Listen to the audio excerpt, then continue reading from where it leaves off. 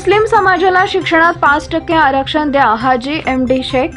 सोलापूर जिल्ह्याचे समन्वयक आमदार यशवंत माने कालपासून सोलापूर दौऱ्यावर होते। त्यांना ऑल इंडिया मुस्लिम विकास परिषद व डॉक्टर मौलाना आझाद अल्पसंख्याक शैक्षणिक संस्था वेलफेअर असोसिएशनच्या वतीने अध्यक्ष हाजी एमडी शेख यांच्या नेतृत्वात शिष्टमंडळाने मुस्लिम समाजाच्या समस्यांचं निवेदन देऊन चर्चा केली असता त्यावर आमदार माने म्हणाले, मंगळवारी सकाळी अजितदादांबरोबर बैठक आहे। त्या बैठकीत सर्व मागण्या मांडून निवेदन देऊन तुमच्या बरोबर चर्चेसाठी दादांची वेळ घेतो। त्यावेळेस तुम्ही चर्चेसाठी या।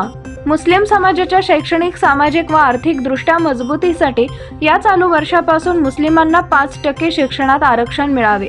मौलाना आझाद आर्थिक विकास महामंडळाला 1000 कोटींचे अनुदान द्यावे। वक्फ बोर्डाचे कार्यालय प्रत्येक जिल्ह्यात व्हावे। वक्फचे कामकाज जोमाने चालण्यासाठी वक्फ बोर्डाला 100 कोटी अनुदान द्यावे। येत्या नवीन वर्षातील अभ्यासक्रमात लादण्यात आलेले मनुस्मृतीचे भाग वगळण्यात यावे। तसेच सध्या राज्यातील शिक्षण विभागाने शिक्षकांची पद भरती करताना पवित्र पोर्टलच्या नावाखाली घेण्यात आलेल्या पद भरतीत उर्दू शाळांमध्ये शिकवण्यासाठी इतर समाजाच्या उमेदवारांना म्हणजेच उर्दूचे ज्ञान नसणाऱ्या उमेदवारांना भरती करण्यात आले। ते त्यांना उर्दूकडे न वळवता इतर शाळांमध्येच त्यांना पाठवावे व मुंबई उच्च न्यायालयाच्या औरंगाबाद खंडपीठाने सन 2016 साली एका जनहित याचिकेत अल्पसंख्याक शाळांमध्ये उमेदवारांना पद भरतीसाठी टीटी अनिवार्य नसल्याचे निर्देश खंडपीठाने दिले। त्यांचा GR महाराष्ट्र शासनाने काढून अंमलबजावणी करावी। अल्पसंख्याक शाळांमधील रिक्त असलेले पदे 100% भरती करण्यास महाराष्ट्र शासन निर्णय निर्गमित करण्यात यावा। या सर्व मागण्यांचं निवेदन 12 जून 2024 रोजी सकाळी 7 वाजता मुंबई येथील देवगिरी बंगल्यात राज्याचे उपमुख्यमंत्री अजितदादा पवार यांना देण्यात आलेला आहे। त्यात आणखी भर म्हणून महायुतीचे सोलापूर जिल्हा समन्वयक आमदार यशवंत माने यांना चर्चा करून शिष्टमंडळाने वेगवेगळे 3 निवेदन सादर केले। त्यात अध्यक्ष हाजी एमडी शेख, ढौला अखलाक शेख, मुदस्सर शेख, गौस शेख, MK भागोजी, बशीर शेख, नजीर शेख आदी यावेळी उपस्थित होते। सोलापूर जिल्ह्याचे महायुतीचे समन्वयक मोहोळचे आमदार माननीय यशवंत माने साहेब सोलापूरच्या दौऱ्यावर कालपासून आहेत। तर सोलापूर जिल्ह्यातील आणि महाराष्ट्र राज्यातील मुस्लिम समाजाच्या अनेक समस्या आहेत।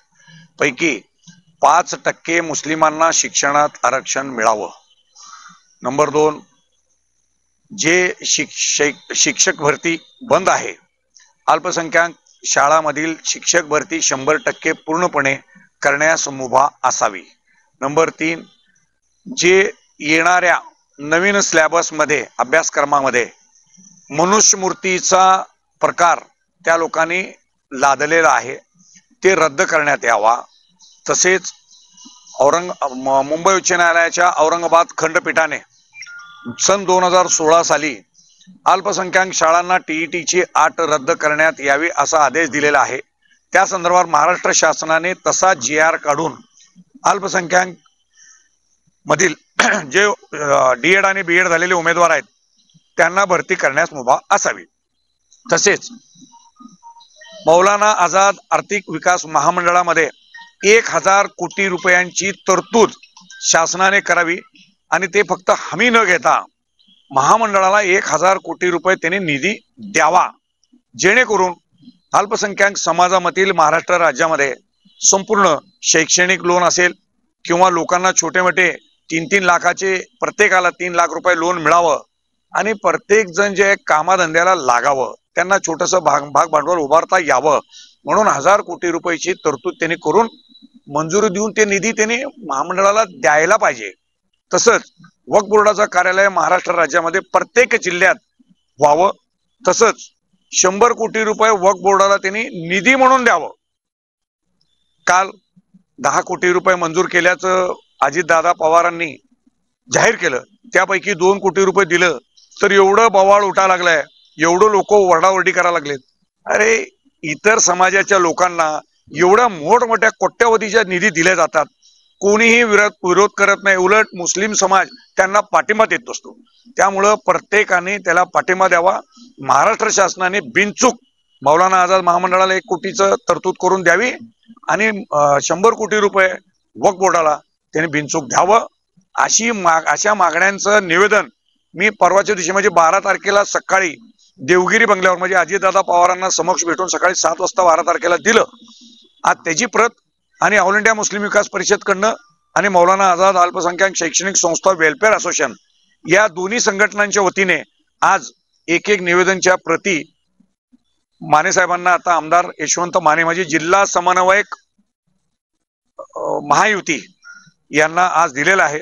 त्यांनी निश्चितच हे त्यांनी सांगितलेले आहेत की मी मंगळवारी सकाळी आमची अजितदादाबरोबर बैठक आहे तर त्यांच्या कानावर संपूर्ण चर्चा करून देतो आणि यापैकी प्रश्न सोडवण्याचा प्रयत्न करू असं त्याने आश्वासन दिलेलं आहे. त्यामुळं आम्ही त्यांच्या आभारी आहोत. जय हिंद, जय महाराष्ट्र.